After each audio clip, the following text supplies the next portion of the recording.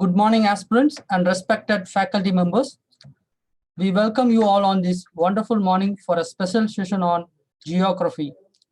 Before we begin the session, good morning, aspirants and respected faculty. Before we begin the session, I request everyone to turn off their video and remain in mute throughout the session. In case anyone has a questions, please raise them in the chat box and our moderator will answer. Also request everyone to stay in Zoom after the class is over for some important announcement.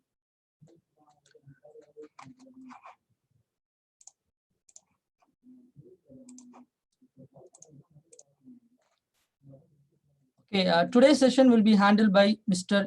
Ilan, who is one of the leading and most respected geography faculty in India. He trains more than 5,000 candidates every year, and 400 of his students are in various services like IAS, IPS, IRS, and IFS. He is a seasoned expert in this field and personally mentors hundreds of top civil service aspirants every year. Mr. Chelian also has written several popular books on his subject. Without much further ado, I request Mr. Chelian to take over the session. Sir, over to you, sir.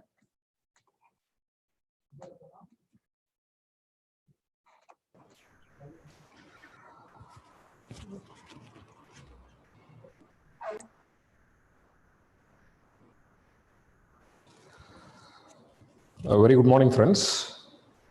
Hope I'm audible. If I'm not audible, you can just almost convey the same in the chat box. Am I audible?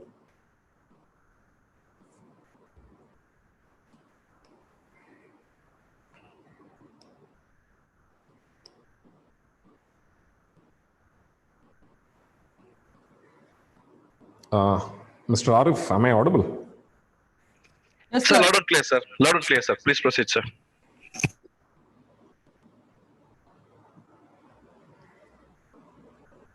Okay, yes, fine, good.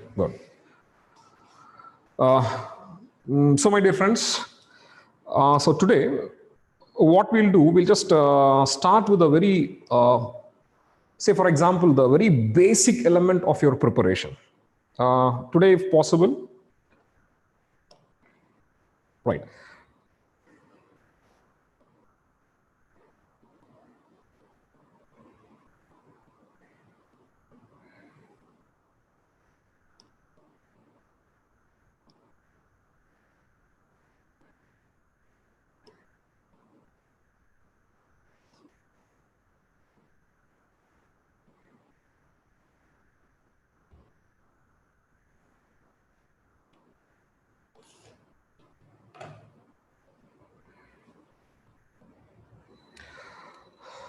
So very good morning, friends. As I said, today we'll just start with a very elementary aspects of your preparation. Today I'm not interested in starting with the subject as such. I always believe, very strongly, I believe that before you start preparing for any examination per se, knowing the demand of this examination and knowing each and every subject and its representation in examination is very, very important. Right. So today what we'll do, right, I would like to give you an overall picture about this subject called as geography. Maybe I'll just divide our the course of lecture into 3 modules. What exactly we are going to see today, I'll just let me divide it into 3 modules as I said. Number 1, we'll try to understand, we'll try to have an overall picture about the subject called as geography, right? So you have plenty of subjects. There are 5 major subjects what you have in this examination, right? Apart from your current affairs, I'm just talking about 5 major subjects are there. Among the 4 or 5 pillars of this preparation, geography is one such preparation or one such pillar. So today we'll be discussing about geography as a subject. I may not talk about geography in UPSC.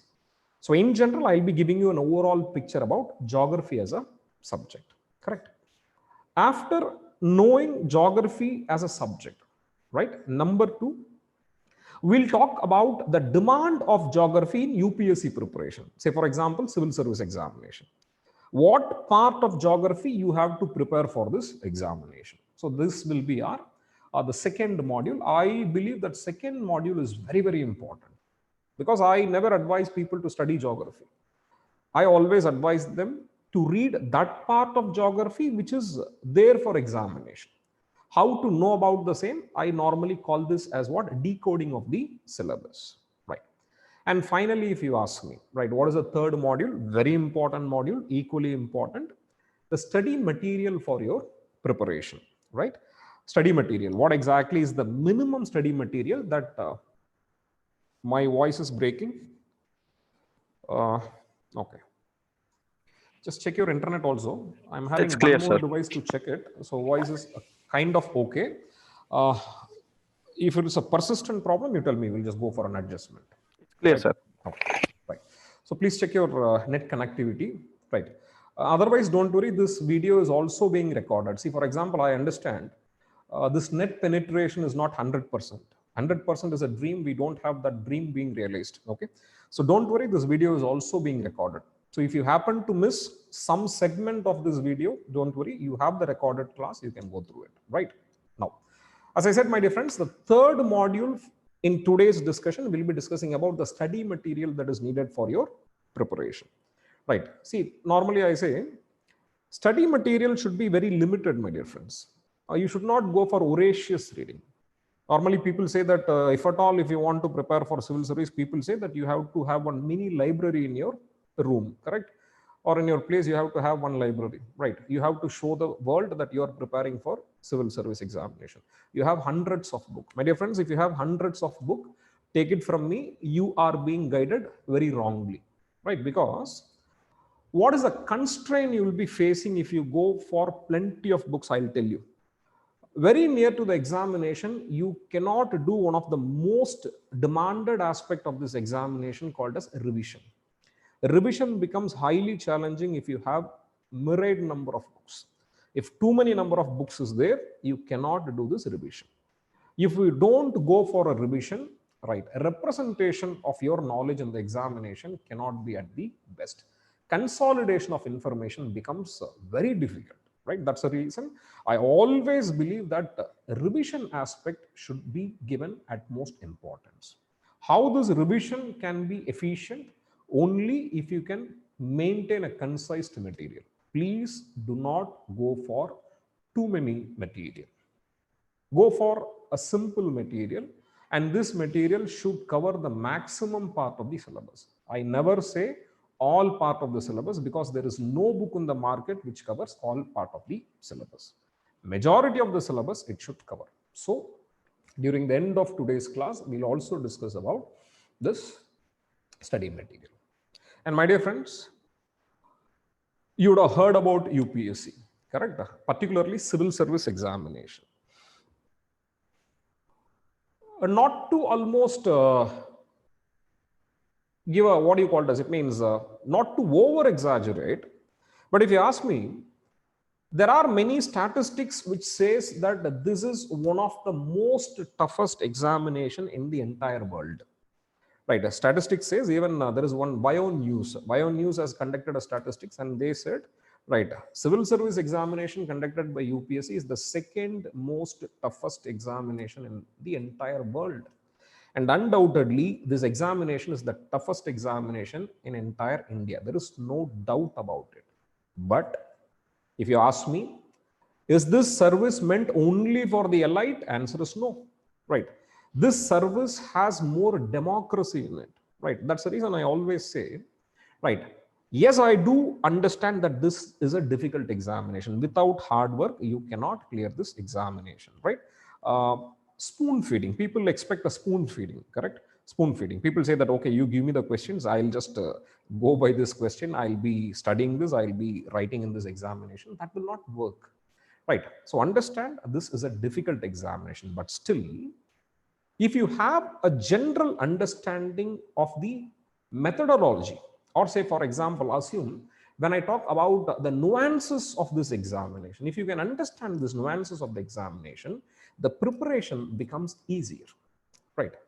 Still, it is difficult, but I understand that when I talk about understanding the procedure, understanding the syllabus, understanding the nuances, this exam comparatively become easy, my friend. So somewhere I advise you to almost understand this procedure. Try to understand this examination. So this very first class, I'll be giving you the techniques of understanding, how to understand civil service examination. See, on the other hand, sarcastically, I used to say, understanding UPSC is something like understanding your life partner. Throughout your career, throughout your life, you cannot understand, but still will try to understand. That is what my statement is all about, right?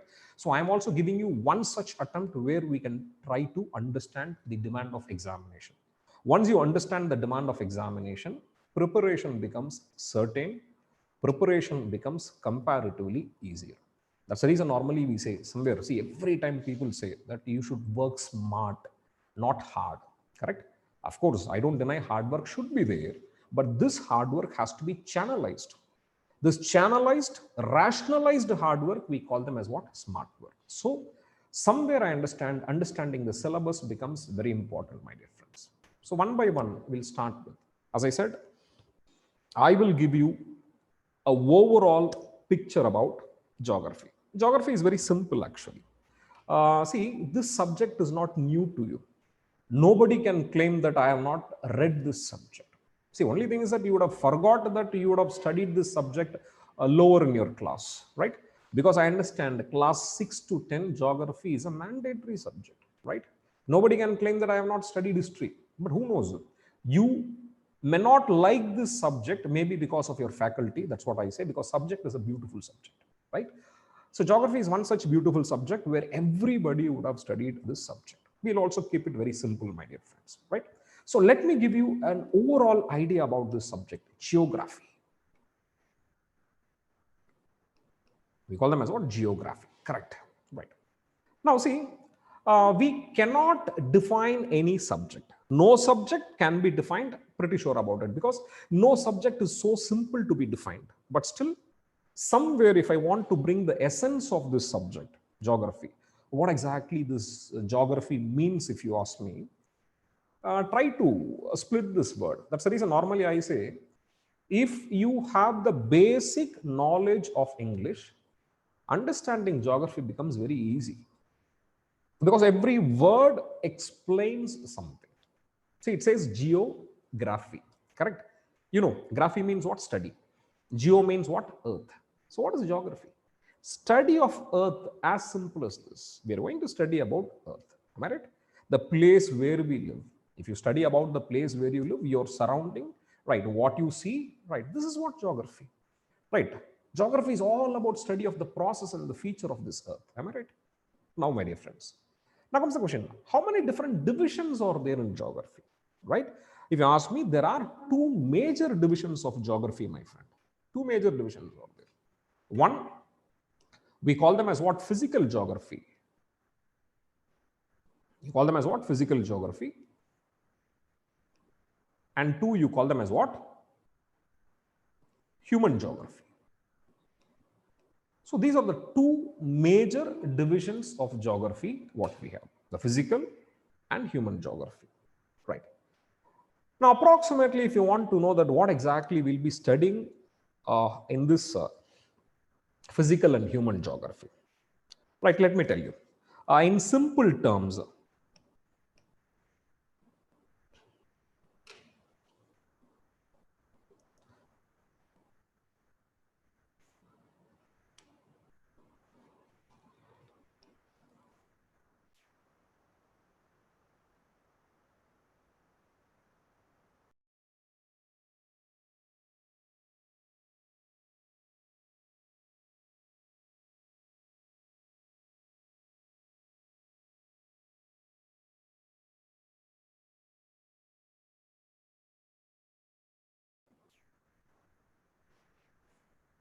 okay. There are few message what I received saying that voice is not audible. Sir, I'm also having a system. Voice is slightly audible there. It is better.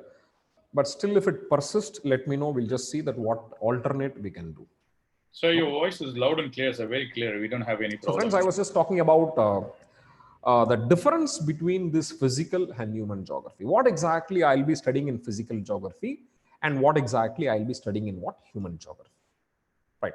Say, for example, somewhere in simplicity, if you want me to tell you, in physical geography, what we'll be studying about, Earth. And human geography, what exactly we'll be studying about? Okay. So what exactly we'll be studying about is, we'll be studying about world, my dear friends. Right. Now, some of you will have a doubt, correct? Don't you think this Earth and world, they are same? Right. This is what the general very common doubt what you will be having. See, actually speaking, technically speaking, both are different. Technically speaking, they are different. So Earth is significantly different from world.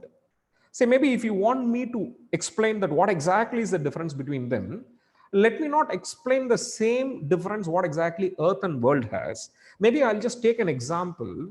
Right. If you start analyzing this example, you will know the difference between Earth and world better. See, my dear friends, everyday parlance, we use these words, right? You use a word called as house. You use a word called as what? Home. Now comes the question. House and home. Are they same or are they different?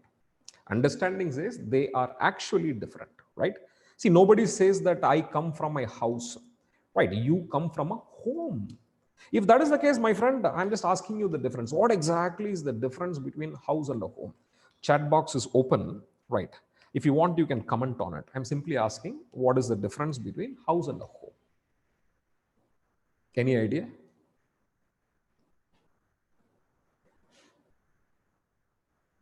Very good. Yasin Ahmed. People means whenever I talk about, he says people in home, correct? I understand. But what is a house? What is a house? House is a building. Fantastic. Very good. Siddiq, Fatima, right? Siddiq, very good. When I talk about house, my dear friend, house is just a building. House is just a structure. Very good. Most of you got an answer. It is physical versus social. Very good. Amir, Miraj. Fantastic. Right. Very good. So you know the basic essence, basic difference between them. I appreciate it. See, house is just a building, my dear friends. House is a physical entity, correct? Which occupies a space which is built with brick and mortar. You call them as house. Can I say house is just what? A physical entity, correct? It is just a physical entity, my friend. It is just a physical entity, right? But when I talk about home, see, normally when you almost built a house, you don't say I'm building a home, right? You build a house. Only after the house warming ceremony, it becomes a home, correct? So just a building, you call them as what? House. On what occasion this house becomes a home, my dear friend? So this house, along with the family setup in it, am I right? As simple as this, it becomes what? Home. Family is nothing but what? A socio-economic setup. Am I right?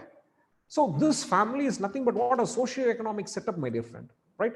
So house, along with the family, the people, the presence of people makes it as what? Home. The same difference, the same meaning you applied for earth and world. So when you ask me, in physical geography, what exactly I'll be studying? I'll be studying about earth as a physical entity. I'll be studying about earth in isolation of human being. I call them as what? Physical geography.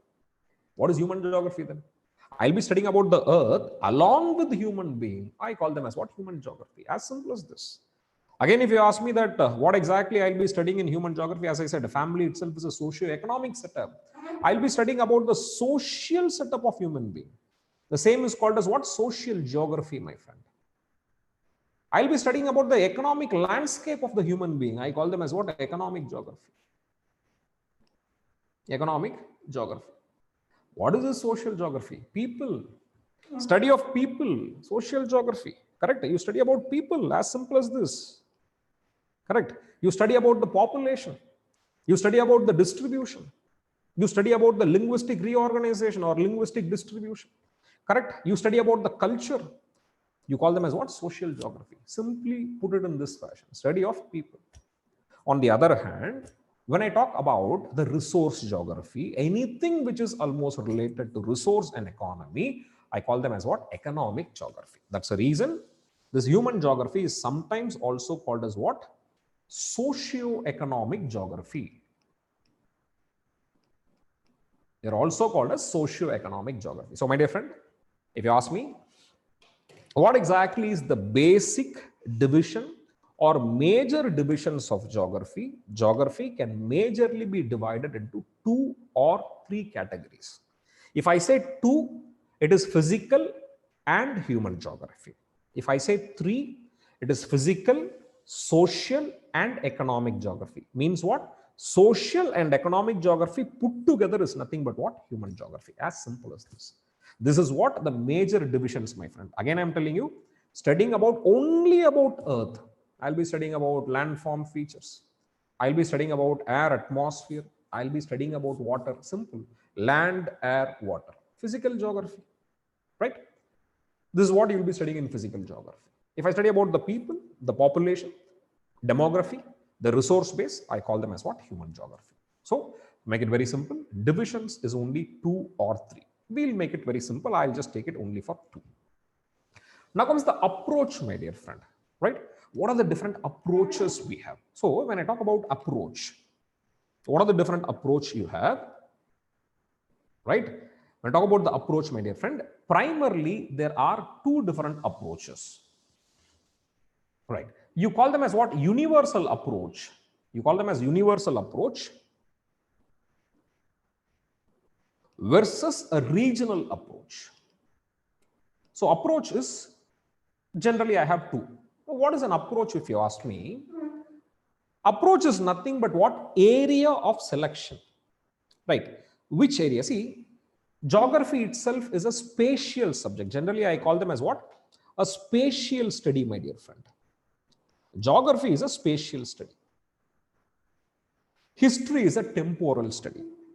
What is spatial study? Space, correct? You study about space. You call them as what?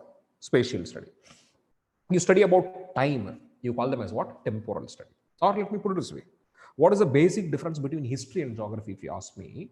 Or temporal versus spatial, if you ask me? So temporal study is nothing but what?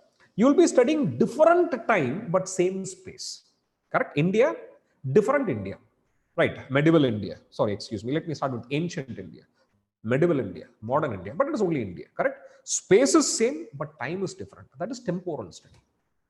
Here, time is same, but space is different. This is what? Spatial study.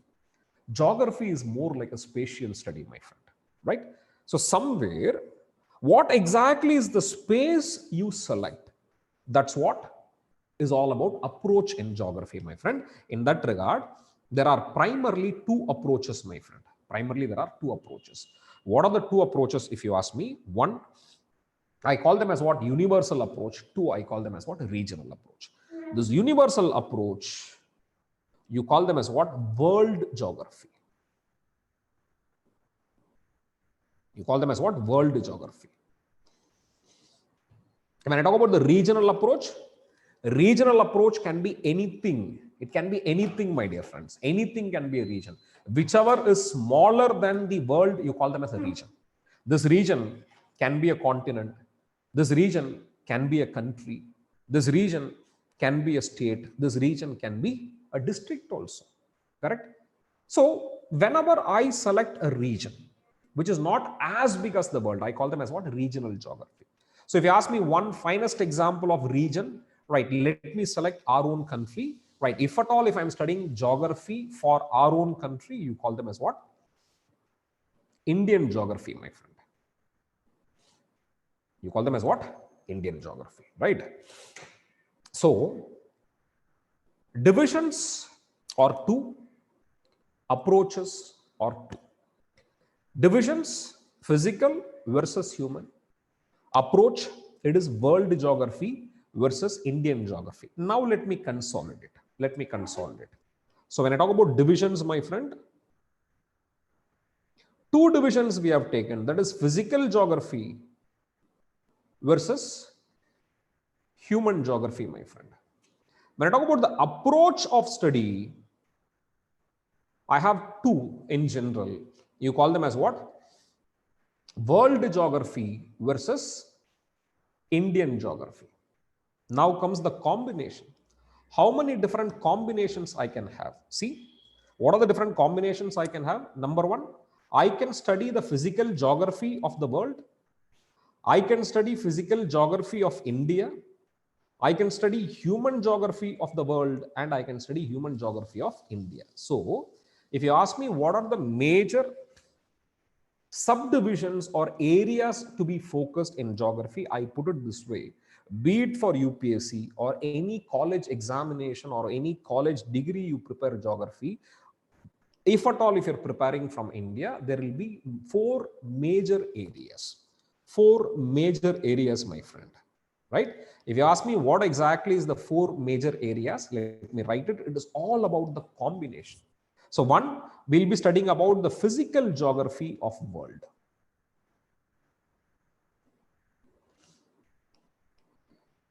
Number two, you will be studying about the physical geography of India. Number three, you will be studying about the human geography of world. And finally, the fourth and final, you'll be studying about human geography of India, my friend. These are the four major areas we'll be preparing in this subject called as geography, irrespective of the examination, what you prepare for, right? So what I have given you now, is an overall picture about this subject called as geography, correct? Right, I have not ventured into UPSC, right? Now, with this basic idea about the subject called as geography, let me venture into this demands of UPSC, my friend. So demands of UPSC, see, okay. Generally, whenever I say that, okay, to understand UPSC, if at all, if I just advise you to understand UPSC, I always say, understand the syllabus. Civil service examination, as the name itself says, it is an examination. Any examination will be having a syllabus component. Only if you understand what exactly is the syllabus, you can actually prepare for the examination. My dear friends, I bet most of your senior, even if you talk to the so-called seniors, right? Most of you or most of them would have not gone through the syllabus. That is the only reason what it is making their preparation uncertain, because they do not know what lies in the syllabus. Only if you know what is there in the syllabus, you can prepare accordingly. So somewhere I strongly believe that you should know the syllabus, right? You should know the syllabus before you start your preparation. Very, very, very important. I would say, even if you spend somewhere, say for example, assume that you are spending somewhere around 10 days, 15 days knowing the syllabus, my friend, I appreciate it. Right? Knowing the syllabus is utmost important.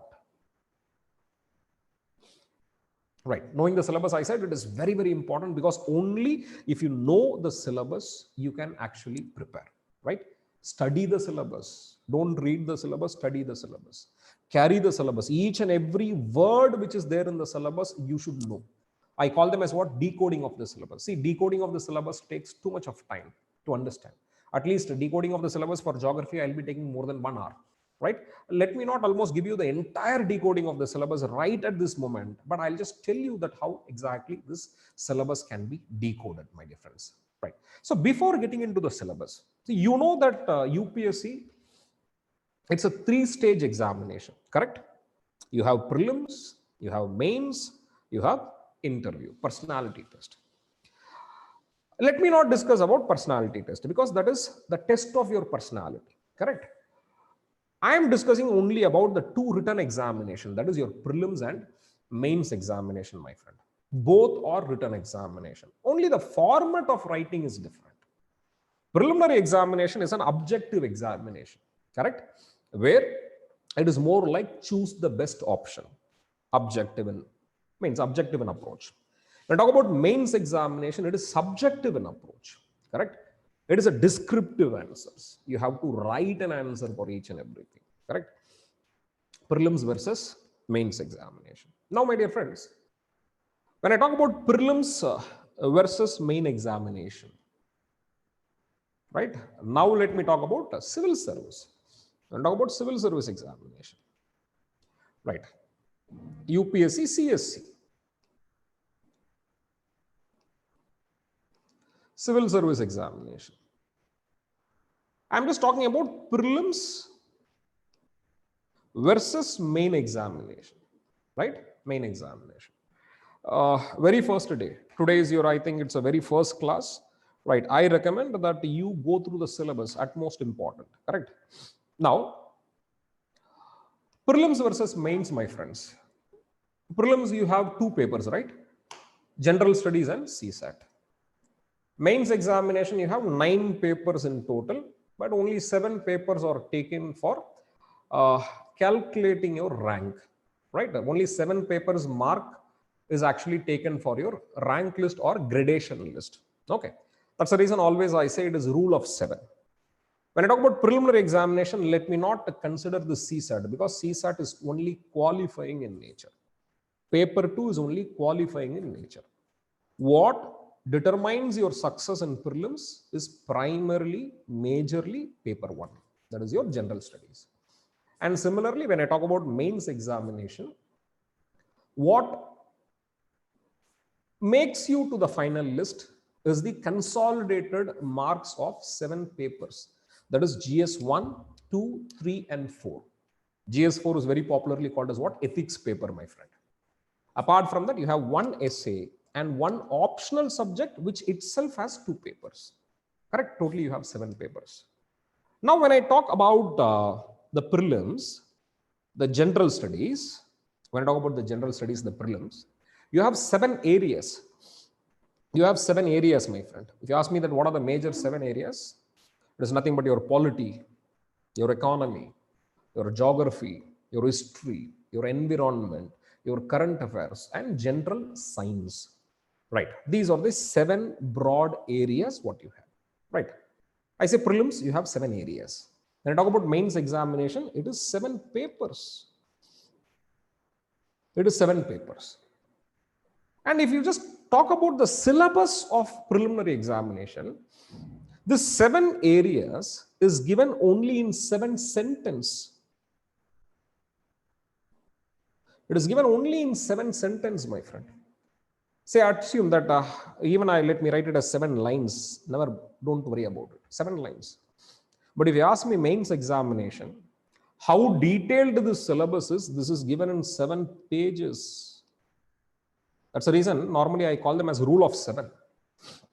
7 areas versus 7 papers. But when I talk about the syllabus, preliminary examination, the syllabus is given in 7 sentences, whereas mains examination is given in 7 pages.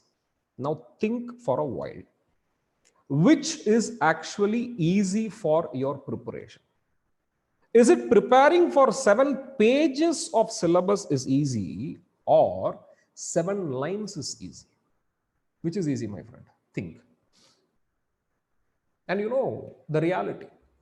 If I'm just asking you which examination is comparatively, which is easier, right? Is it 7, or I would say, forget about 7 lines, forget about 7 pages. I'm just simply asking you a question. Which examination is easy? Is it prelims or mains? You would have heard about it. People would be talking about it. Which is easy, my dear friend? Let me tell you, both are difficult, right? But only thing is that my question is very simple. Which is comparatively easy? Practically, if you ask me, mains examination is actually easy. Prelims is difficult. Mains is easy. Now I start asking myself the question, how come you say that the mains examination is easy? Because I have 7 pages of syllabus. Prelims should be very easy because I have only 7 lines of syllabus. My dear friend, please do understand. When syllabus is given in a detailed fashion, see, not only because of success ratio, right? People have commented with success ratio, not only because of success ratio, it is all about the certainty of preparation. Competition wise, mains examination has more competition, not in number, but in quality, right? Mains examination has more competition. I agree that, right? But if you ask me certainty of preparation, Mains examination is very certain, my friend. Will you believe if I say that even questions can be predicted? If not questions, areas in mains examination can be predicted. Right? If I'm just giving you, say, for example, disaster management, I give you 20 questions, 4 questions will be there in the examination. That is possible in mains examination. Prelims, it is not possible. If you ask me why it is not possible, it is all about syllabus. 7 pages of syllabus, but it is given in a detailed fashion. Each and every word is explained. Each and every topic, what exactly you have to read, what is needed for the examination, everything is given. Correct? But preliminary examination, that is not given. Preliminary examination is more an indicative syllabus, my friend. Right? Excuse me.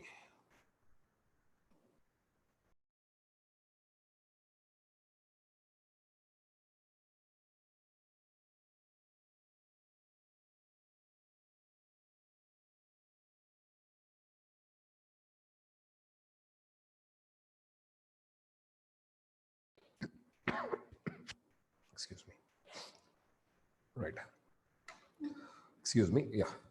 I was just saying that preliminary examination, the syllabus, what you have is more of what? Indicative in nature. Right? They give you a general idea. Okay, this is what the syllabus is all about. That nuances, detailed explanation is not there in prelims. But mains, it is not the case. Each and every word is explained. I'll show you. Right? I'll show you. And mains examination, my friend, I always recommend that each and every word, each and every line you should know, right? Because every mark is counted in your mains examination. 1 mark will separate your rank, or it will almost make your rank different by 20 to 25 in number. Say for example, somebody is getting rank number 300, right? A person who is getting into IPS, right? And a person gets rank 500, right? Who is almost pushed into IRS. Assume somewhere, I'm just giving you a very crude example. Rank 300 and rank 500, it seems as though there is a huge difference in their ranking. But if you ask me, what will be their mark difference? It is not more than 10 to 15 marks. Out of this 2075 marks, what is this 10 to 15 marks? Nothing, right? Not even 1% of it, my dear friend. Right? Somewhere I understand even 1% of this mark will make a huge difference. Mains examination, don't leave any areas. Every word of mains examination should be understood. Correct? I'll also tell you that how exactly you can understand this decoding of the syllabus can be done. Right? So with this very basic idea, let me take you to the decoding of the syllabus, my friend. Right? In front of us, we have both syllabus for mains examination and preliminary examination only for the subject called as geography. First, let me read the preliminary examination syllabus. Only 1 line, see, or only 1 sentence. It is given only in 1 sentence, my friend. Correct? Only 1 sentence it is given. Read it. It says Indian and world geography. Correct? It says Indian and world geography. UPSC is elaborating the same for you. Correct? It says what? Physical, social, and economic geography of what? India and world. Right? So let me again repeat it. UPSC, right, explains it. Am I right? Physical. Excuse me, my friends.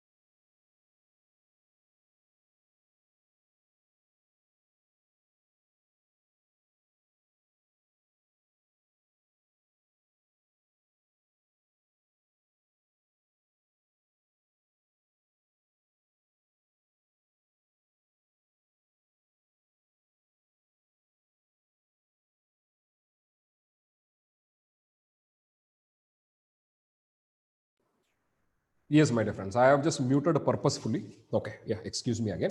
I was just talking about this preliminary examination syllabus. UPSC says physical, social, and economic geography of India and world, my friend. Right?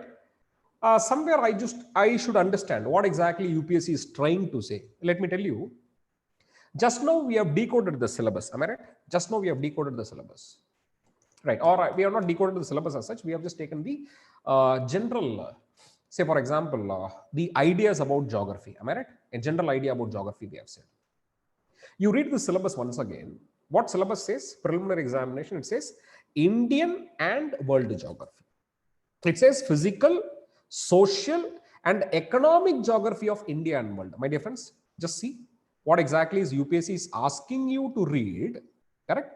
What exactly they're asking you to read is physical, social, and economic geography of India and world. It means what? In preliminary examination, UPSC is asking you to read entire geography. Correct? What exactly a student of geography in undergraduation or a post graduation is actually studying, you are expected to study the same. Correct? It means you study about what? Indian physical geography, you study about the world physical geography, you study about Indian human geography, and you study about what? World human geography. It means every aspect of geography you are expected to prepare. But see that the same is given in what? Only one line, my dear friend. That's the reason I said line is only one, syllabus is only one. But when I talk about the meaning, right, it almost is more than geography. That's what I say. That's the reason always I repeat it. If syllabus is given in a detailed fashion, preparing for the same becomes easy. If syllabus is indicative in nature, right, preparation becomes difficult. See, we can also overcome this situation. But I'll tell you, in futuristic class, I'll tell you that how to overcome this situation. Okay, this is just an indicative in nature. If I start preparing each and every subject in totality, I cannot complete this preparation in 1 year time. Correct? So somewhere I should be very rational, my friend. How rationality comes in, I'll tell you in the futuristic class. Don't worry. But if you ask me, mains examination. See, my dear friends, mains examination. Right? 3 paragraphs of syllabus is given. If you ask me how many days you will take it to understand, or I'll just take it to cover this 3 paragraphs of syllabus, let me tell you, it is somewhere around 12 to 20 days, my friend. Not more than that. If you're a very slow reader, you will take 20 days. If you're a fast reader, you can almost complete it in 12 days, my dear friends. Not more than that, right? They say salient features of world physical geography. I'll tell you how to decode this. I'll tell you in the futuristic class. Don't worry. The second paragraph says it is distribution of key natural resources across the world, right? Including South Asia and Indian subcontinent. Again, I'll tell you that what exactly, how to decode it, right? See, everywhere, if you see what exactly they are telling you, right? Salient features, distribution of key natural resources, important geophysical phenomena. Somewhere UPSC in mains examination clearly says, please do not read everything, read only what is important. Now, how to declare that this is important? Either it should be subject-wise, it is important. Geographically, it should be important, or this should have been in news consistently. Right? Somewhere I'll tell you, my dear friend, salient features of world physical geography. How to decode it, if you ask me, approximately I'll give you a picture. Right? It says salient features of world's physical geography. Right? Salient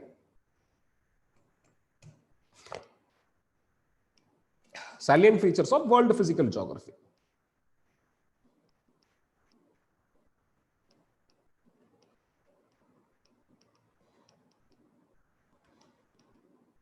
Right. World's physical geography. This is what is the given syllabus, my dear friend. Salient features of world physical geography. Am I right?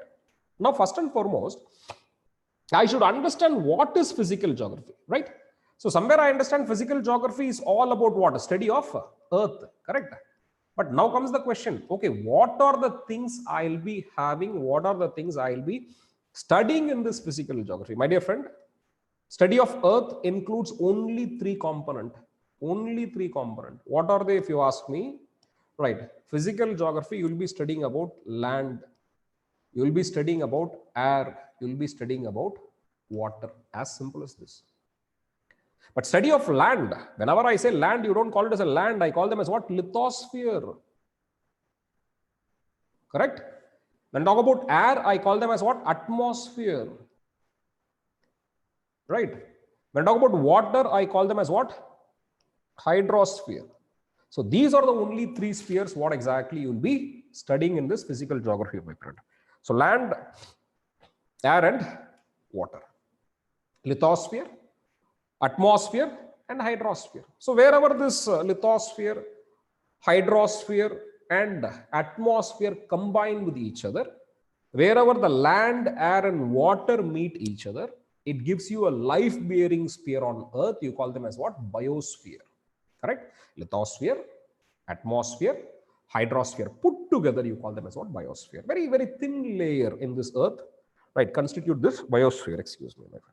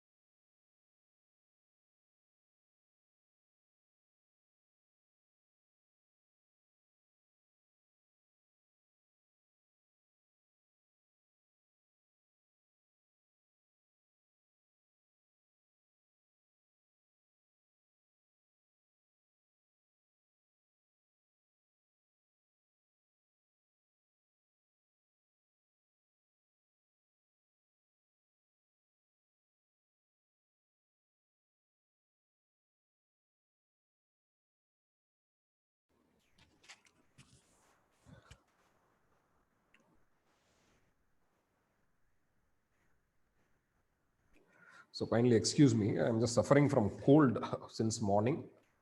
So that's the reason, plenty of excuse I have taken it. So, okay. So I was just talking about physical geography, my friend. Only three spheres we'll be studying in this physical geography. As I said, we'll be studying about lithosphere. We'll be studying about atmosphere. We'll be studying about hydrosphere, my friend. So wherever this lithosphere, atmosphere and hydrosphere confluence with each other, this is the place where you have the life-bearing sphere of the world. You call this as what? Biosphere, my friend. You call them as what? Biosphere. Correct? The life-bearing sphere. See, initially biosphere was very much part of physical geography. Today, we will not study biosphere in geography. Rather, we'll be studying biosphere in what? This chapter called as what? Environment. Right. Now, taking you to our discussion. So somewhere I'm just saying that physical geography, these are the only things what I'll be studying. Now syllabus says, you're going to study about what? World's physical geography. Okay, I'm going to study about world's lithosphere, atmosphere, hydrosphere. Right, technical study of the same changes. And now they say salient features. And if you ask me what are the different landform features you have, only 4 features, my friend. What are they if you ask me? You have something called as plateau. You have something called as mountains. You have features like plains. And you have features like islands. Correct? These are the only 4 landform features we have. Any other feature, if you take it for our discussion, it will already be incorporated in these 4 features. So whenever I say physical geography, if you say physical geography of the world, if I say important landform features, these are the landform features I'll be studying, right? Their formation and distribution. Accordingly, hydrosphere, when I talk about ocean, there are only 5 features. I don't want to write it down because it becomes heavy, right? Only few features: continental shelf, continental slope, abyssal plains, mid-oceanic ridge, trench. These are the only 5 features I have. So for example, when I talk about this particular chapter, my friend, right, salient features of physical geography, some of the very important landform features we'll be studying, correct? Right. Now, when I talk about the second paragraph, it says distribution of key natural resources across the world. These natural resources, you can almost divide it, classify into 2 categories. What are they? Number one, you call them as what? Mineral resources. Number two, you call them as what? Energy resources. Mineral resources can be metallic and non-metallic. Energy resources can be renewable and non-renewable. Sometimes you also call them as what? Conventional and non-conventional. And they say key natural resources. What exactly we have to do? Right, 2 or 3 metallic resources we have to study. 2 or 3 non-metallic resources we have to study. Right, renewable and non-renewable energy we have to study. If you ask me among the entire chapter, which is very important, it is renewable energy resources. And what are the 3 metallic or non-metallic that what exactly you have to study? I'll tell you. Right, what is very important, I'll tell you. Now, in that regard, my dear friends, coming to the last paragraph, I'm just giving you a gist. Right, last paragraph or the third paragraph is one of the easiest paragraph for your preparation. It says what? Important geophysical phenomena such as earthquake, right? Earthquake, tsunami, volcanic activity, cyclones, etc.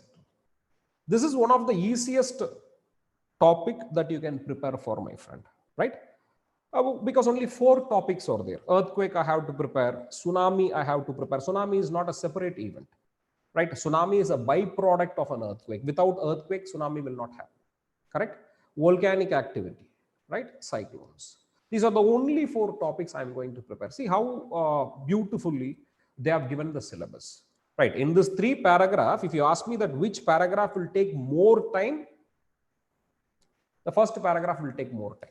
Because this first paragraph has to be decoded. I have not decoded in complete totality. Once the formal classes starts, I'll go with what? The complete decoding. What is the potential topic that can be asked in each and every segment, I'll tell you. Correct. Now comes the third paragraph, my dear friends. On the face of it, this third paragraph appears as though it is very, very easy. But if you ask me, is it as easy as it appears? My answer is no, because you have this word called as etc. Right? Now comes the question, can you prepare for this etc.? Very interestingly, what happened last 5 years, 4 questions were asked only from this word called as etc.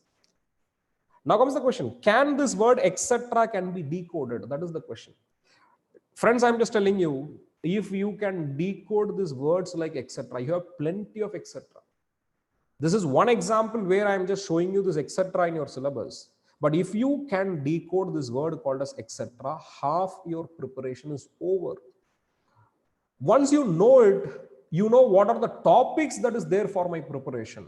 What you have to do, you have to sit and study. Execution is a second part, very important part, but planning is the first part. The more judiciously you plan, right, more easy it becomes for your execution, my friend. Now comes the question. Can you decode this word called as etc.? I said, yes, you can decode this etc. Why? Because I understand etc. lies within the same sentence. Etc. will have the same contextual meaning of what other words or topics in this sentence has. Chat box is open, my dear friends. Can you tell me what exactly this etc. can be? What is so common among the topics given here? They say important geophysical phenomena such as earthquake, tsunami, volcanic activity, cyclone. What is so common, my dear friends? When I talk about it, what is so common among them? Right? They have one thing which is commonality. Very good. You got it. Disaster. Disaster. It is a natural disaster. So only thing is that I should decode or I should take some of the other natural disaster which is not part of the syllabus. Right. Fatima has given flood, landslide. You got it, as simple as this. That's it. This is what you call them as what? Decoding, my friend. Natural calamity, I understand. This is what you call them as decoding. Now even etc. you know what to prepare. Am I right? If you ask me what is etc., etc. is a natural hazard. Instead of me almost going in a whims and fancy fashion, right, let me go in a systematic fashion. There is one organization called as NDMA, my friend, National Disaster Management Authority. They have classified, listed disaster into, right, different, say for example, at least a different list of natural disasters they have given it. So whatever it is given, right, They have given earthquake, flood, landslide, cyclone, tsunami. They have also brought in this concept of urban flood.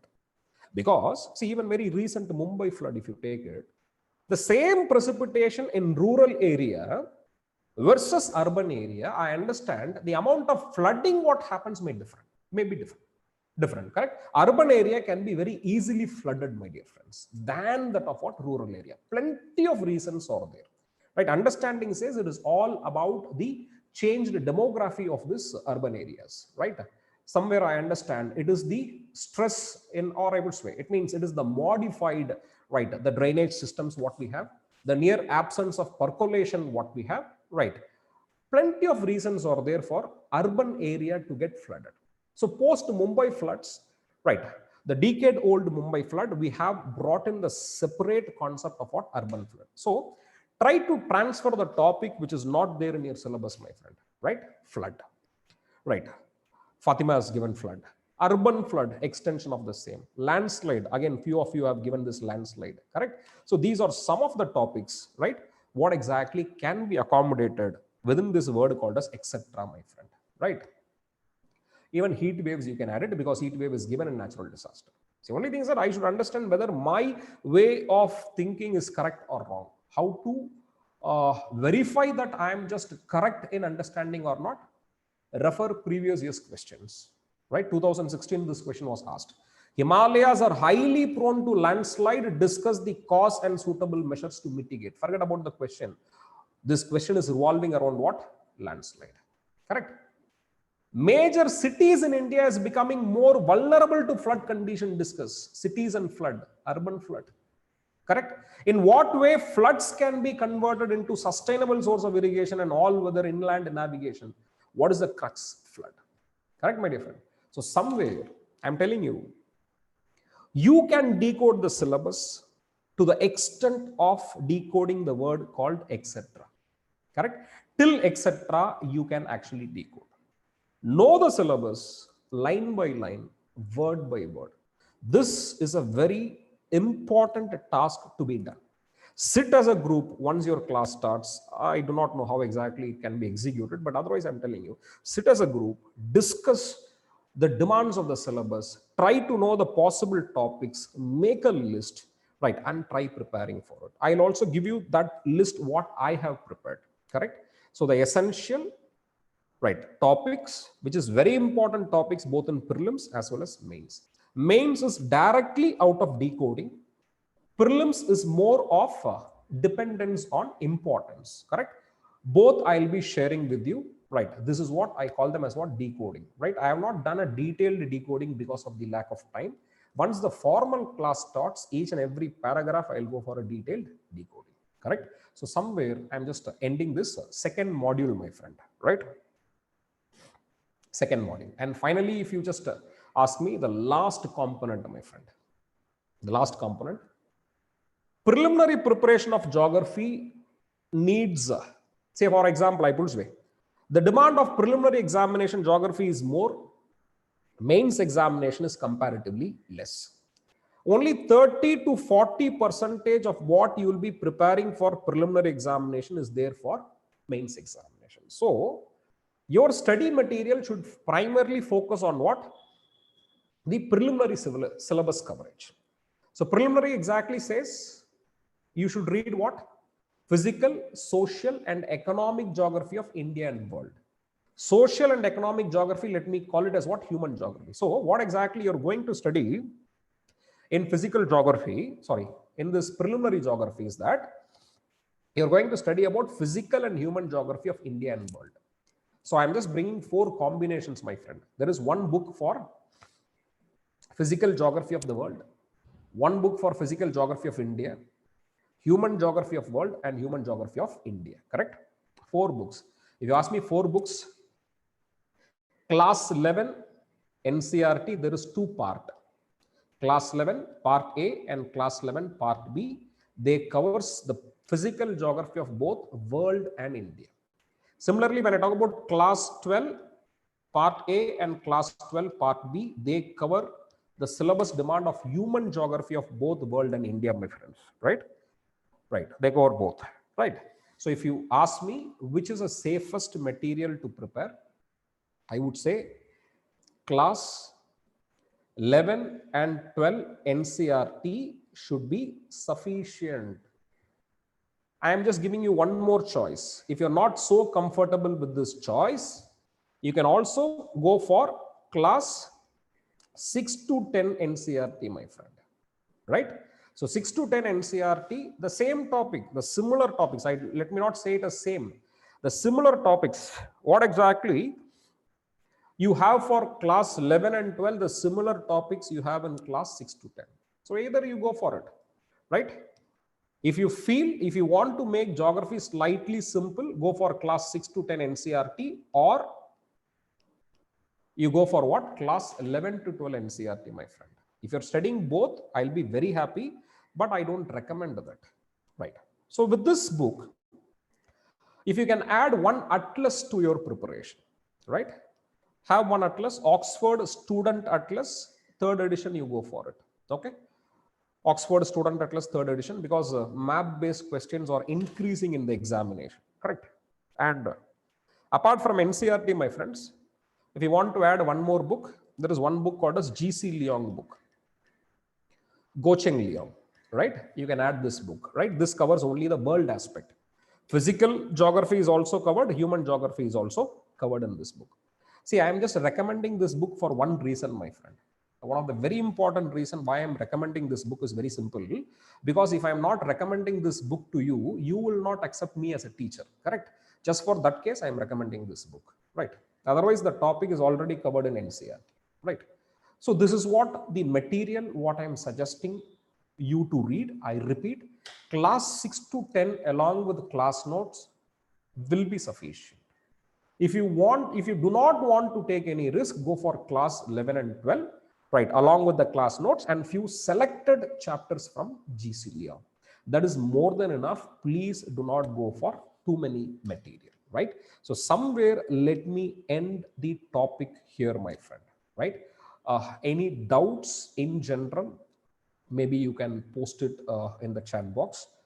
I do not know how exactly it is going to be answered. Some of them I'll try to answer. If it is a common question, I'll just try to answer. Regular classes, we'll meet with different topics. What about class 11 book? That's what I said. Either you go for class 11 and 12 books together, or class 6 to 10 books together, right? Reading both is not needed, but still if you want to read it, you are most welcome. Okay. Sir, I'm having Oxford Student Atlas 2nd edition. Is it okay? No problem. Only thing is that Jammu and Kashmir and Ladakh, bifurcation is not shown in the 2nd edition. 3rd edition it is shown. Okay. Otherwise, just for this one small thing, let us not buy a atlas. We'll just try to almost cover it with the same atlas itself, right? Sir, how to know the entire syllabus for all the general studies, sir? See, every subject, the same will be done. Okay, like what exactly I am doing for geography, I hope other faculties will also do it. Otherwise, even if the faculties are not doing, I recommend that you please do it by yourself, because that is a very important exercise that has to be done, right? I am 17 years and nearly 18. Can I start my preparation now? Yes, you can start, but don't concentrate more in current affairs. Concentrate more in lower class NCERT. Okay. Sir, which group books for class 11 and 12? I'm not getting you. You can repost the question if you want.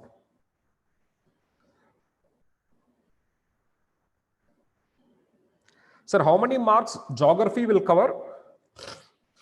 See, in preliminary examination, somewhere around 10 to 12 questions will be from geography. In mains examination, somewhere around 70 to 110 marks will be from geography. One more question. For geography option, this content is enough? No, not at all. Geography option is an ocean, right? That needs a different content. Okay. Sir, I already gone through these books, but during the revisions, I found it difficult. Do more of revisions and do more of question paper practice, my friend. If you ask me that one of the easiest way to clear the examination, I would say solve at least 100 question papers before going to the examination. Prelims becomes very certain.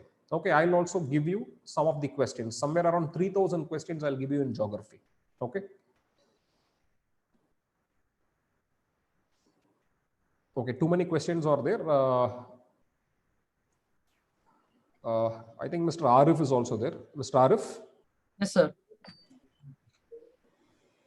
Mr. Arif?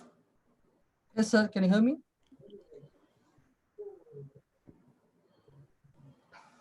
Sir? Okay, I'm just transferring the questions to Arif. Again, I'll just join you if there is a need, right? So, Mr. Arif? Yes, I'm here, sir. Sir, I think we can take over, sir, on the questions. Yeah, okay. I'm just handing over. Yeah, I'm handing over to Arif. Okay, sir. Sure, Right, sir. thank you. Please take care. Thank you, sir. Thank you, my dear friends. Thank you very much for your wonderful session, sir. You have given an excellent introduction to the subject in spite of the difficulties. Thank you, sir. Dear aspirants, I have sent a survey link in chat box. I request everyone to attend the survey. Your valuable response is much appreciated.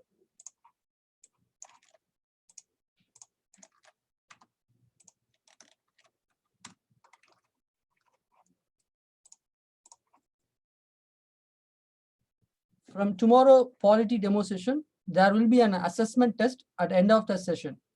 Please make use of the assessment test. To attend the assessment, please log into IKLAS student portal. Already registered users, please keep your username and password handy to attend the assessment.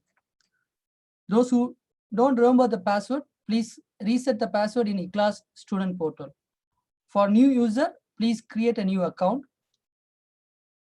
Once assessment completed, you will receive an analytical report through email.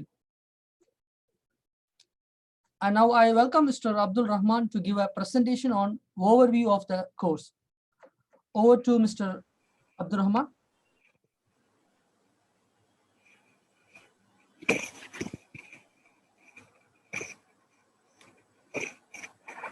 Thank you, everyone, for staying till the end of the session.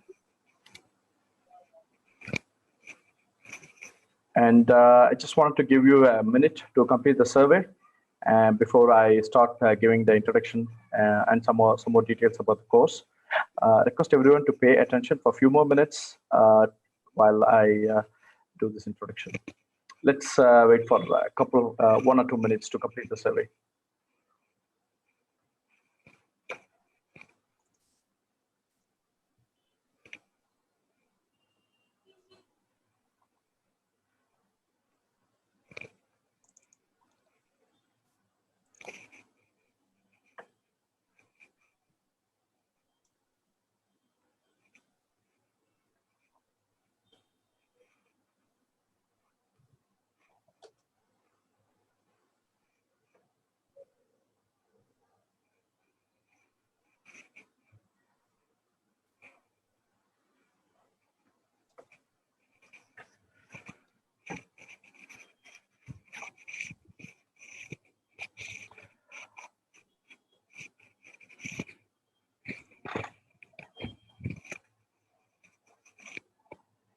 Okay, all right. So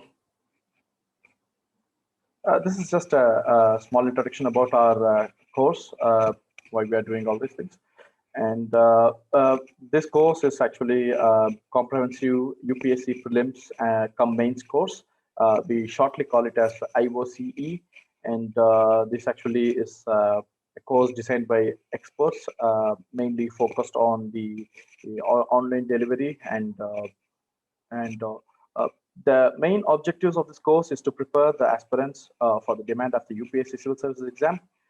Once the aspirants prepare for this exam, they can in fact use the same preparation to crack various other civil services exams too. This is a quite wide and inclusive course due to the fact that the delivery is through online. People cannot move due to the lockdown restrictions, or people who may have other commitments in attending a physical class can also do this as a full-time from the comfort of their homes. And this is a top-notch coaching at great value. I'll be covering about the fee structure, and And when we say top match, the primary aspect of any course will be its faculties, and our faculties are experts in this field. We just now saw Mr. Cherian. He's actually one of the top faculties for his subject in India. And our faculties are actually coming from all over the India. We spared no effort in getting the best faculties from all over the India. So here's our faculty list. Mr. Mishra will be covering for economics, and Mr. Manoj Madhav for history, art and culture, and Mr. Amil Hassan for polity, and Dr. Rajashekar for science and technology, and Mr. Nikhil Ram Kerachan, who will be doing our current affairs. And we also have the demo classes from all of these faculties in coming days. Please watch out our website, IKLAS.in, for the schedule and the details of the demo sessions. And do register in our portal to get updates about all these activities. And course coverage, we cover both prelims and mains. In prelims, both paper 1 and 2, and mains we cover from general studies, all 4 main papers. And we'll be giving plenty of answer writing practice, and we also will be covering 1 optional subject. So the timeline is like this. So we start our course September 1st week, that will be 7th of September, and the prelims come mains approach. The overlapping approach will continue till January 2021, and from February to April we will have exclusive main subjects, and from May and June, we will have prelims test series. We'll have a rigorous test series that will be preparing for the prelims exams. And we also have a plan to conduct physical class. So some of the people whoever can come to Chennai to our academy can switch to the physical classes and continue the course from the from our Chennai academy. And the delivery is done through the online delivery is done through our learning management system. It's called Moodle, and we have about 600 plus. We have planned about 600 plus hours of live classes, and we will also have the course materials such as recorded classes, reading materials, and we will also track the attendance, assignments, assessments, and we will provide analytical reports. Please watch out for that. When you attend the next demo, we will have a assessment at the end of the class, and then we will also share the analytical reports after that. And we will also have plenty of interaction through our portal, through discussion forums, chat rooms, and messaging. So to know about Moodle, do search for that in Google, and you can read about it itself. It's available in the Google for reading. And about the activities and assessments, we have daily activities as essay writing practice, current affairs quiz, open discussion, and we will have weekly MCQ tests, weekly essay writing tests, and monthly revision tests.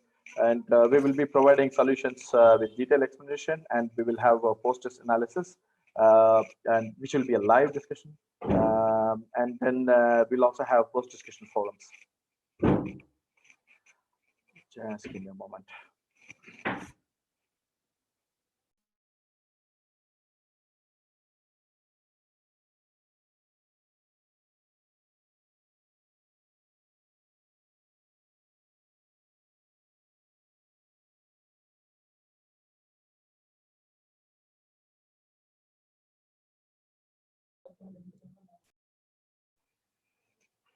Sorry about that. And we do have to mention about our mentoring. In UPSC, proper mentoring is very crucial. It makes a difference between being successful or just trying for years together. We have periodical mentoring sessions, and then our mentoring team is actually led by senior mentors. We have our director, Dr. J. Sadaqatullah, who is a former Reserve Bank regional director, and then PM Bashir Ahmed. He's an advisor to our academy. He's a retired IAS officer from Tamil Nadu cadre, and Mr. U. Nisar Ahmed IPS, who is our advisor and chief mentor, who is IPS from Karnataka state government.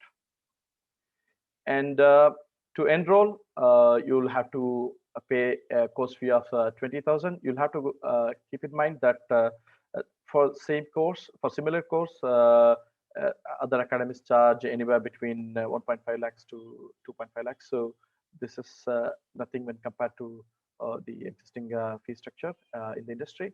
So you can visit our portal iboa.iklas.in, and first you'll have to register, and then click on the icon that I'm showing here to take you to the payment page, where you can pay it online through UPI, credit card, debit card, internet banking, etc. So please do remember the dates. The demo classes are there in the following week, and the actual classes start from September 7th. Thank you. Then I can take some questions if you have. I found like few questions in the chat. Brother Abdurrahman? Yes, Mr. Kalika. One of the mentor would like to give a speech. I'm just inviting him. Please take your questions, and he'll be joining in a minute. And okay.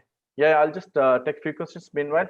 So I do see a question from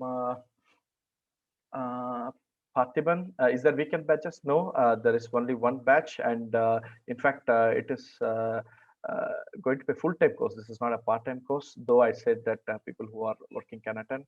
They'll have to dedicate a huge amount of their day to do this course. So covering this over weekend is quite difficult. This is let me reiterate, this is a very extensive course, and only for serious rigorous preparation. And fees you have to pay before the course begins by September 7th. You will have okay, and Mr. Yasin has asked whether we'll have recorded videos. Yes, you can actually go to the portal. Once the class is over, we'll be uploading the recording. You can watch it there. Payment in installments. We do not have any plans to have payments in installments, but please consider that the course fee is actually very low when compared to other places. It's just 20,000. I think should manage to do it at one go. Can we enroll after the class starts? No plans yet, but it all depends upon the situation. If there is like a huge demand, we may extend the enrollment period. And where is the academy situated? It's actually in Chennai. It's in Mount Road. There's a very well popular known landmark called LIC, the LIC building. It's just opposite to that. And how much is the fee? I said it's 20,000. Batch timings. Actually, the classes will be in the first half of the day. Morning full you have classes, but you'll have plenty of work to do after the classes, studying for the exams and all. Watch it slow. Hope it's clear now. What if I have other classes in this particular time? Safir Ramaz has asked. You can watch the recorded sessions. Of course, you will miss out on the interaction, but you can watch the recorded sessions. And offline coaching. Actually, offline coaching is nothing but the same classes will be conducted offline, and people in the online will actually be watching the streaming of that. There's no difference, and in fact, the people who will continue from online will have a better experience, because there will also be aspirants sitting in the class. I did just went through the list of faculties who will be taking the demo classes. I request Brother Shelia Muhammad to go to our site IKLAS.in. There we have given the list there. And how to take admission offline. This is a lockdown period, so we haven't opened a window for offline admission. But if you still want to do, we request you to. Oh, okay, you're staying in Mumbai. Sorry, then I think the only way is to do it online, because if you are in Chennai, then you can always visit the center. Please do write to admin at iklas.in for probably they may give you some other way to pay. Yes, Brother, you can invite our mentor here. He's already here on the panel now. Sir, please go ahead, sir.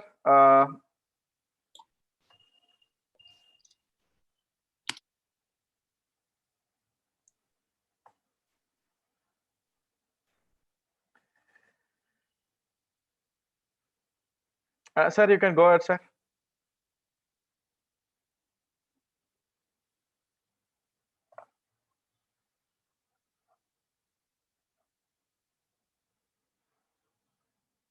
Khalid, can you please make sir as a mentor? Sorry, as a co-host. Hello, I hope you can hear me. Yes, sir, loud and clear. Okay, my dear friends, welcome all of you to this IKLAS online class. By the grace of Almighty, we hope that this will be an absolute success and it will help everyone to attain the reason for which we have joined here. May everything go on well, and we have put in a lot of effort, whether it is our directors, our chief mentors, who are retired IAS and IPS officers, also serving IAS and IPS officers, IRS officers, various officers of the state government and central government. Many people are involved in putting up this program. As we are in a pandemic, we have decided that we will move from a classroom setup to a online setup so that we can make the best use of our time. As Abdul Rahman has clearly told, that we will also give a choice to each one of you to move to the classroom in case the pandemic comes to an end and the government allows us to have proper classrooms. Now, we have tried our best to get in the best of the teachers. Each one of the teachers who are taking the mock classes are the actual teachers who would be taking till the end of this year, both for prelims and for mains. And each one of them come from some of the top institutes of this country, whether it is Vajiram and Ravi or Rouse or Vision IAS or Chanakya or Officers Academy and so many other top institutes. We have made sure that we have brought them, even though they are extremely capable and extremely busy people, because we are an NGO who is working to help people who may not be able to join other institutes paying lakhs of rupees. We have requested them, and thanks to their social commitment, they have come to teach for us at a much lower rate. However, we still have to pay them, obviously, and that is why we have been forced to collect some money from you, which so far we have not done. So far, it has been always a completely free academy. But this year, we are taking a nominal fees so that we can get the best of the faculties, so that none of you will feel that, oh, I have not been able to afford to get into the top institutes paying lakhs of rupees, so I am not getting the best. None of you need to have that fear. You can clearly understand that each one of you would be taught by the best of the faculties. Right? Now, this is, of course, for civil service, but in our own institute, you should understand that more than 80 of the students have got through in the last few years. Only a few have got through in the civil service. Others have got into Group 1, state civil services, central government services, services into the security establishments of this country. So it is a very vast field. Lakhs of vacancies are available with the government every year, and each one of you know how the present state of the country is, where government employment is not only cherished and well-paying, but remains to be one of the largest recruiting agencies in the country. And with the new setup where they are coming up with a single examination, this is going to be a boon for you. Once you study this course, I'm sure many of you will make it to the top services of this country. But even if you're not able to make it to the top, thanks to the faculties, thanks to the dedication of all the staff and huge amount of volunteers in this NGO, and thanks to a mentoring program, which would be done by some of the top IAS, IPS, IRS officers, you will surely get into some top service, if not under UPSC, under your various state governments and public sector units. So what we hope to do is have classes from Monday to Friday, 2 hours, 2 hour sessions of 2 each, meaning 4 hours of classes a day. Obviously, you will have to attend each one of them because missing a single class would be very, very costly, given the fact that the time is constrained, the syllabus is vast, both for prelims and for mains. So you have to make sure that this cannot be a secondary occupation or cannot be treated as a pastime or a hobby. You will have to make sure that you attend each class.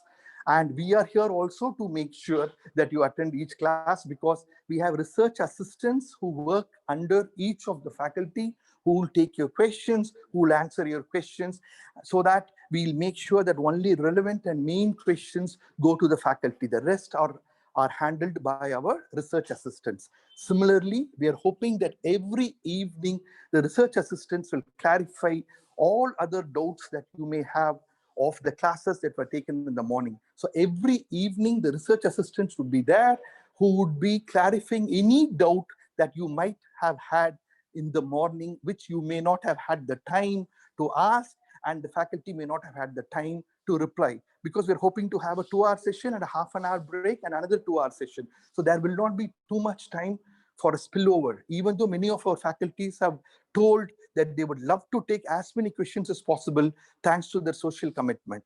So we have research assistants who would handle each one of your questions that evening, and every question that has to be escalated to the next level would be taken through our course coordinator to the respective faculty, who would answer those questions when the next class starts or subsequently. So we are making sure that you get thorough in your subject, provided you spend many more hours on those subjects every day to learn and master. This is not a joke. All of you understand how many lakhs compete for a few hundred seats. So unless each one of you have that absolute self-confidence that you will do your best to get into the service, and later you will do your best to give to this great country, and you will make a difference in other people's life. Only if you have that absolute dedication and commitment, you will be able to excel at this. Please don't join for the sake of joining, for the sake that your parents want you to do something. Do not waste your time and their time and their money. Make sure you do it only if you have absolute commitment that you are here to serve the community, to serve the country, and to make a difference in people's life. Right? So we are here to help you, provided you are there to help yourself. Right? Next, we are hoping that every week we'll have a proper test. This will be an MCQ question every week, and every second or third week we will also have descriptive type questions, which is what you will be answering when you will be getting into your mains. So every week for all those 20 hours, two hours per session, 2 sessions per day, 5 sessions for 5 days in a week, making a total of 20 hours. Whatever is taught in those 20 hours would come as a question paper every Saturday, which would be monitored and taken online. And the answers that you give would be analyzed by a different team, and each one of you will get back to know what mistake you did, why you made a mistake, and how you can correct it. And any questions and any confusions would be taken to the higher level so that the faculty will be able to answer that. So you are expected to take this test every Saturday, because that is the only way by which you can prepare. As Mr. Chedian had beautifully told, the more number of questions and more number of MCQs and more number of tests that you take, that is what is going to help you to prepare. Every second or third week, we will also have descriptive questions, because let us face the reality. You can pass the prelims 100 times, but if you don't pass the mains, you will never be able to go to the interview and make it. So learning to write in whichever language that you choose is absolutely important. And finally, it is those marks that you get in the mains that gets counted. The marks you get in prelims do not get counted. So it's extremely important that you start studying for prelims and mains concurrently, and you start writing descriptive questions. So we would be doing a test every 2 or 3 weeks on the descriptive element of whatever classes were taken in the preceding 2 to 3 weeks. Also, those who have gone through the syllabus will understand that we have an essay paper, which is all encompassing. So we will also have the essay papers once in a month so that each one of you learn to sit down, think, analyze, and write on a topic that is important for this country or the world for the 3-hour session. I'm sure many of you may not have this practice of sitting down analytically, think about a particular topic, understand and analyze your thoughts and group them and write it down in paragraphs over 3 hours. So for that training, we will start in the beginning itself, and we are not going to wait for the prelims to get over so that you can get into the mains. We are not going to do that. We are going to start both prelims and mains concurrently, because I would like to repeat, there is no point in passing only the prelims and not having enough time to study for the mains. And that is why Mr. Chedian also clearly told that we would be taking the classes together, both for the prelims and the mains, because we want each one of them in the IKLAS IAS Academy, not just to give the prelims, but also to write the mains exam. Apart from this, we would be giving you assignments. Assignments are not tests. Assignments are what you will analyze and you will report. We will have a separate team which would give you at least 2 or 3 assignments every week, where you will have to sit down, do research, and answer the questions. And you would be given, I think, 48 to 72 hours to give a reply. We have a complete team which should analyze all your assignments and will explain to you what are your positives, your negatives, your shortcomings, your weaknesses, and your strengths. So we have a clear team which will analyze your assignments. Also, twice or thrice a week, you will get questions on current affairs. These are not tests, these are not assignments, these are just questions which you will be able to answer only if you read the newspaper every day and read the editorials, and you are able to follow everyday news and events. So it's extremely important that you hit the ground running. There is no more time. You start reading your newspapers today itself, and only then you will be able to answer the questions that we will be answering, we will be giving to you in current affairs, so that you will know where you stand. You are fighting a paper with lakhs of people for a few hundred seats. That does not mean that only the most brilliant and the most intelligent get through. It is those who completely persevere, only those who can have the courage and conviction will make it. And each one of you should self-motivate yourself to do this, because it is quite difficult to do that when you sit at your home and do an online test, compared to going into a classroom where each one will encourage the other, where seeing one the other study, that you may not have the luxury of having during this pandemic. So it is best that you do self-motivation, and for this is extremely important that you continue to read the newspaper and continue to answer our assignment questions and to do the essay papers. Apart from this, we have a huge mentoring program where we are hoping to divide each one of you into group, where a senior officer will come, talk to you, motivate you. We are hoping to get in social scientists, we're hoping to get in reputed academicians apart from civil servants, and obviously NGO and voluntary organizations who can inspire you to think and dream for something higher. I would, of course, talk about the mentoring program after one of these mock sessions that we'll be having, because this is just the first mock session. Even though hundreds are attending this, we're expecting many more to attend. So we would talk about the mentoring session in the subsequent sessions. So we have also, in order to give you a taste as to what to expect and what you can expect from us and what we expect from you, we are also going to conduct tests in all the other mock sessions. So I think the next mock session is on polity, where they will be talking about the basics of Indian Constitution, the preamble, and the fundamental rights. So after that, you will have to take a test so that you can know how prepared you are, and we will also know how serious you are when you attended that 1 hour session, I presume, which is being held tomorrow. So after every mock session, we will also have a question paper for which you have to give an answer, and also there is an assessment of the teacher. We want to make sure that we've got the best teacher. So I'm sure you've already given the feedback today. You will continue to do that after each and every mock session. So constitution comes under polity, I think tomorrow. Then the economics, we have a top teacher, Mr. Mishra, who would talk about the Indian financial system in their mock class. In ecology and environment, they'll talk about environmental pollution, and that also will be obviously followed by a question paper so that we can assess how you understood this, how you understood the mock session, and how prepared you are. History, we have asked them to take an interesting topic from 1919 to 1922 of the Indian freedom movement, and that will also be followed by a test. So that would be taken by Mr. Madhavan, who is one of the top history teachers. So Mr. Mishra, Mr. Madhavan, Mr. Amil, Mr. Rajshekhar, and Mr. Nikhil, who will be handling our current affairs and possibly our CSAT also, who also teaches in one of the top institutes in South India. That would be the last mock session.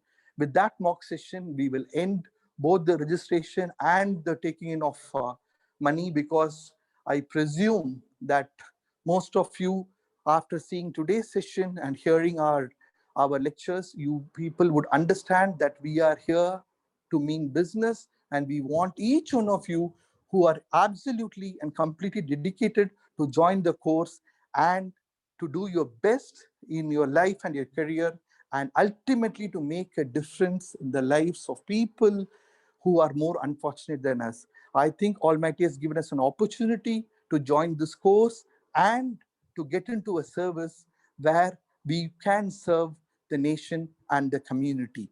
Thank you.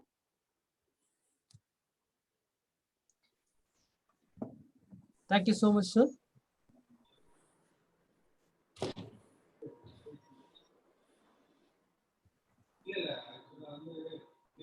Thanks for attending our demo session.